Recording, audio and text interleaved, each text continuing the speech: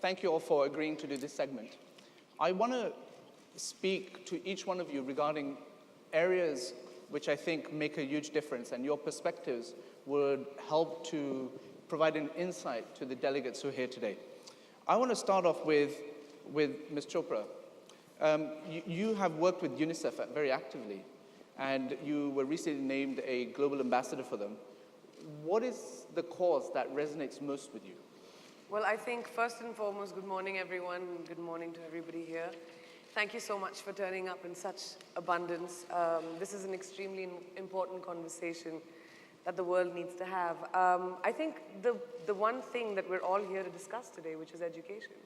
That's such a big cause that I am hugely attached to, not because I'm some prolific a person who wants to change the world, but I think it's such a simple, basic logic to the fact that education empowers people. Education, just the fact that you have the ability to take your future in your own hands is a basic human right that cannot be denied to any child around the world. I've been associated with UNICEF over a decade now, and I was recently in Jordan at a refugee camp for Syrian children. And I had the fortune to spend about 2 days with them, going through the camps, the Zatari camps, and a bunch of camps that UNICEF had set up for these kids to be able to have access to education. And the one thing that really stood out to me starkly was that these are children who are so vulnerable to influences from around the world. These are children who can immediately feel that the world has forgotten about me. Nobody cares about me. And instead of a pen in their hand, it's very easy for them to hold on to a rifle. Just like Muhammad said, to be influenced into taking charge of my life in some other way, because no one cares about my future. And that stood out to me so much. These children just wanted school books. They wanted to be able to go to school, become astronauts, become doctors, become engineers. And every child that I spoke to in that camp wanted to return back to Syria and rebuild it. And education is what gives them that. There's a whole generation of children. When we're talking about 2030, considering the world today, there's a whole generation of kids and a whole generation we might lose if they don't have that access. So that's the cause that's most important to me. Thank you so much. It flows very nicely to what I want to ask Ms. Gillard. Ms. Gillard was the former Prime Minister of Australia and now is the current chair of the Global Partnership for Education. Ms. Gillard, the state of the world seems very fractured, to say the least. To say the least. And in terms of political leadership, what do we do to strengthen political leadership to make sure that these situations that Ms. Chopra speaks about are actually dealt with effectively? Thanks for such an easy question. You did warn me you were going to ask me about the state of the world. Can I just start by saying thank you to Sunny, to the Varkey family and to you for bringing us all together, and I'm delighted to be here again and to be in the UAE, the most recent donor to join the Global Partnership for Education. So terrific to be here.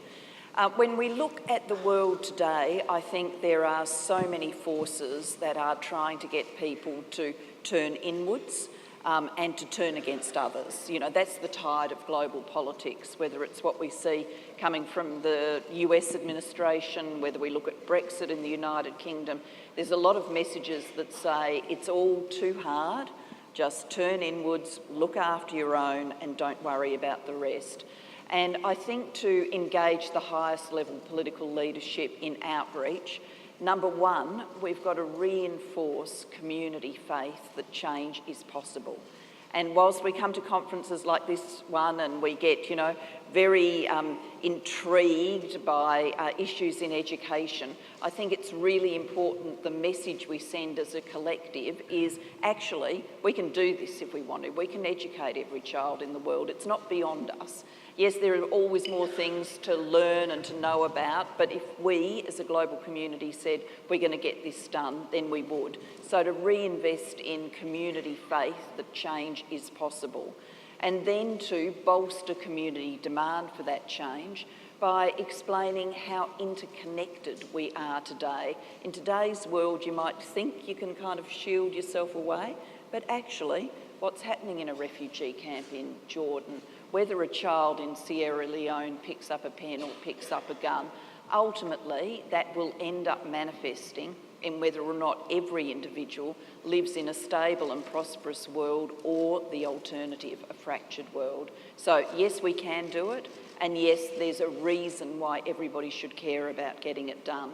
And if we can get that community understanding bolstered, then that I think then supports the political leadership to move forward instead of selling some of the messages that we see so commonly sold by politicians today. What do you do about political leadership that moves forward without its community or constituents? Well, I mean, in democracies, you can only move forward so long without bringing people with you. Yes, we see some tremendous and brave acts of leadership, but ultimately, if you don't bring your community with you, then come the next election, there will be a backlash, there will be a change. So there has to be, a dialogue here between political leaders who are showing courage and who are on the right track, communities that are demanding more and more change in a positive direction. You know, communities can sometimes drag politicians, politicians can sometimes drag communities, but it's not sustainable if one is over here and one is over there and they're not coming together around a shared agenda. And why do you think, sorry, last question to you, but why do you think, both Mohammed said it, you said it, why do you think it is such a big deal that the UAE, that the fact that the UAE has contributed towards a GP replenishment of $100 million?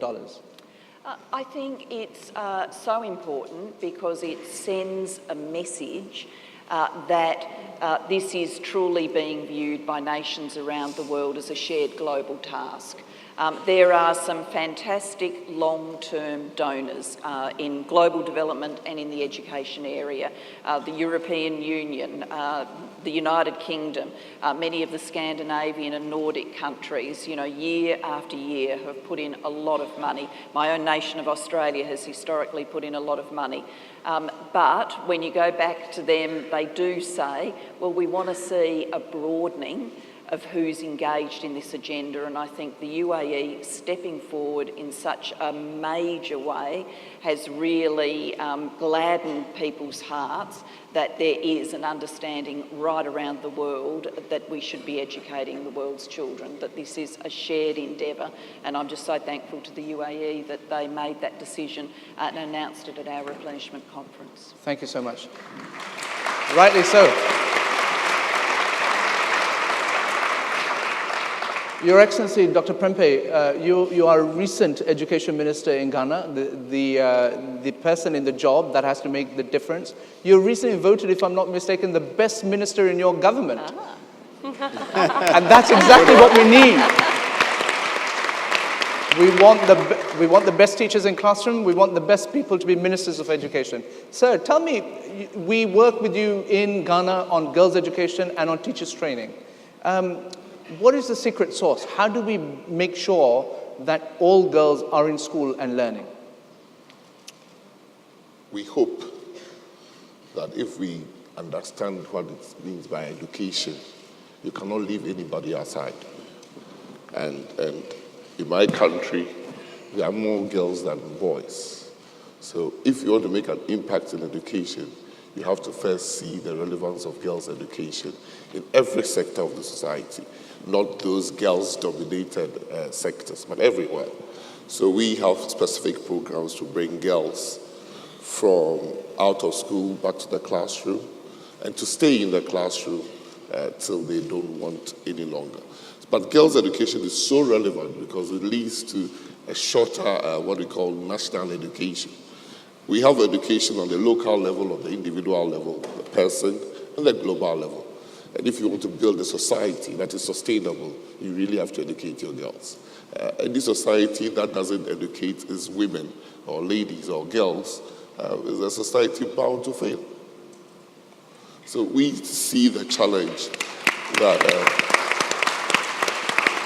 if we are to move forward as a country called Ghana, to play a relevant role in the global society, we first have to concentrate on our girl child. Sir, I believe you have an announcement to make today.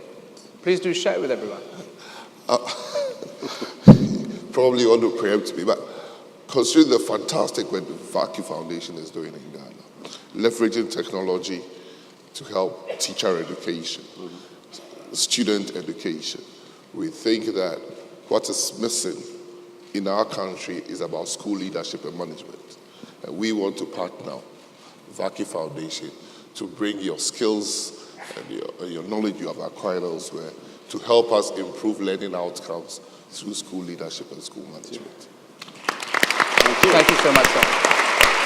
A big round of applause.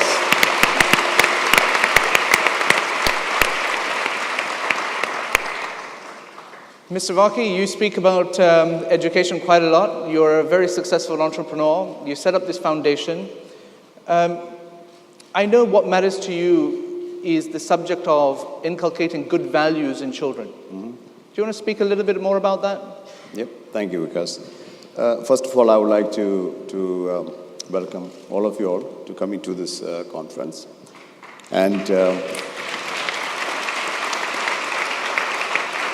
And of course, all the very important experts and VVIPs and stars like yourself, Priyanka and Julian, for coming to this conference and giving us your words of wisdom.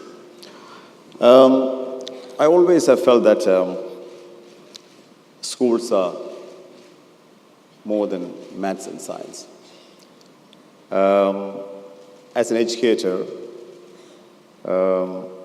it's our duty to make sure that children are well educated. They go to the university of their choice and end up probably finding the job that they're passionate about.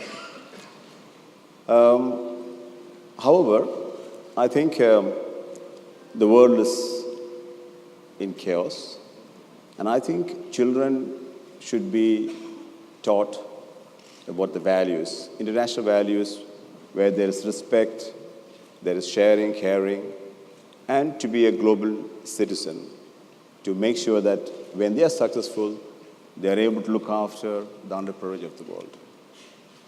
You've also spoken a lot about technology.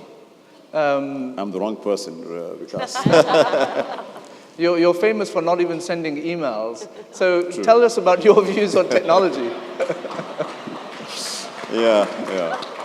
I understand it, Mr. Vaki, I get it. Yeah. Well, I'm actually, it's true that I don't even send an email. Not that it's difficult, but somehow I've just been not good at it, actually. But one thing I do hear that people say that robots are going to replace teachers and so on, and I personally feel that it's not going to happen, because teachers explain, encourage, and inspire students, yeah.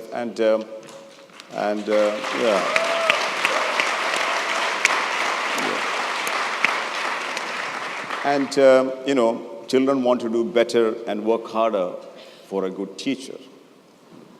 That being said, any technology that can help teachers to teach better would be highly welcome. Fantastic. Robots will never replace teachers, he says. God, I hope not. Ms. Chopra, the final question to you. You have achieved a lot in India and in South Asia. You now live in the US, and you have broken into the American film industry. Your story is one that of being a global citizen.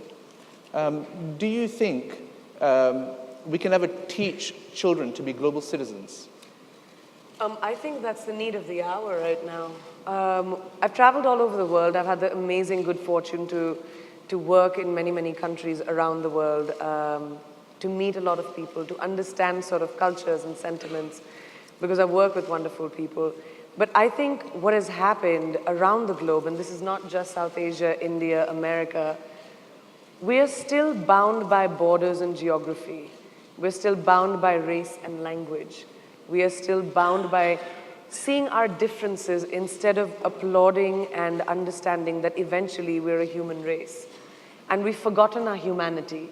So I think being a global citizen is exactly that it doesn't matter where a child comes from. It doesn't matter whether he's from he or she is from Sierra Leone, the UAE, India, America, each child needs to have the right to be able to bring this world to a place which thinks about humanity over whose God is better, or which country is better, or a division.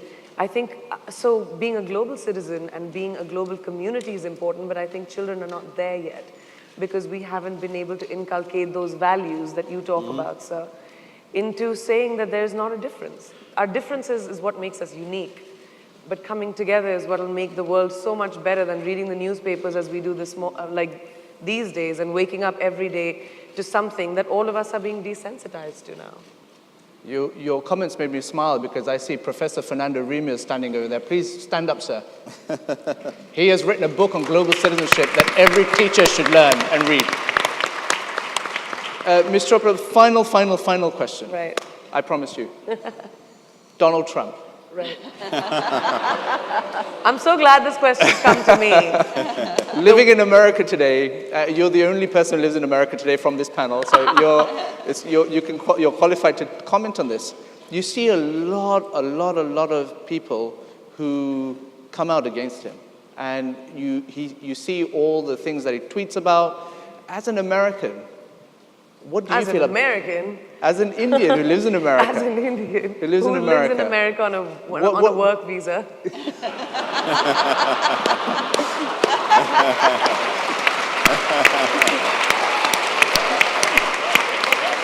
Let's remember that. So, I think you may have answered it, but what is your message? Ma'am, you see in the film industry in particular, and you see society, the hashtag MeToo movement and whatever it is. What are the lessons we should take out of this? And I think we'll conclude this panel on that question. I think I answered your question on Trump for sure, but I think that, when it comes to what has happened with the internet and the fact that people have suddenly, it's such an incredible time to be a global citizen right now, because people, no matter where in the world they are, can have a conversation and are empowered to be able to bring their thoughts together. Women have support from other women, which is such a shocking revelation, which doesn't really happen because women are always pitted against each other. Today, somebody can have an opinion, like if you see the protests that happened, that children did in the United States yesterday against gun control. This is empowerment. This is a generation of people that are coming out and saying, I am not going to stand for it anymore. Hashtag time's up on every level. So I do think I see hope. I see hope for this generation. I see all of us. Thank you. I see all of us coming here, sitting here together, heads of states, educators, talent, artists, coming together with the same agenda that 2030, by then, hopefully, should be a different world for the generation that we're living in today. Kids should not be subjected to the things that they are. They should be given books. They should be imagining their future. They should not have to worry about being shot in a classroom. And that goes for something that's around the world. So I see hope. I see all of us coming here together to bring hope to this exact thing that we're all trying to do, which is make the world a better place, and through education. On that note, please thank our panel. Please. Thank you, Vikas. I know.